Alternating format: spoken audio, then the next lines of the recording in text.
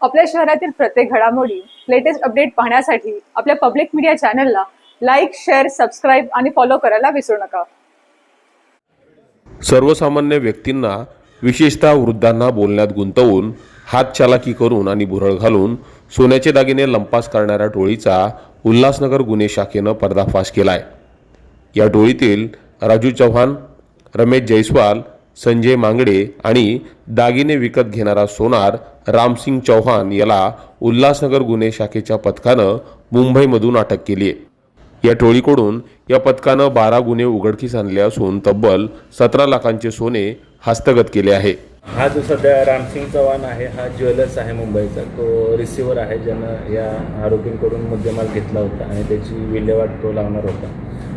बदलापूर, उल्हासनगर, ठाणे, नौपाडा, गोरेगाव, मुंब्रा, कापूरबावडी आणि कळवा या ठिकाणी दाखल असलेल्या विविध गुन्ह्यांमध्ये या आरोपींनी अनेक दागिने लंपास केले होते। दरम्यान या टोळीमध्ये आणखीन काही आरोपी आहेत का, कोणत्या आंतरराष्ट्रीय टोळीशी या टोळीचा संबंध आहे का, याचा तपास उल्हासनगर गुन्हे शाखेचे पोलीस करत आहेत। तुम्हाला देखील रस्त्यात एखादा अनोळखी व्यक्ती भेटला आणि तुमच्याशी इकडतिकडच्या गप्पा करण्याचा प्रयत्न करत असला तर तुम्ही देखील सावध व्हा। ते अशा प्रकारचे चोर असू शकतात।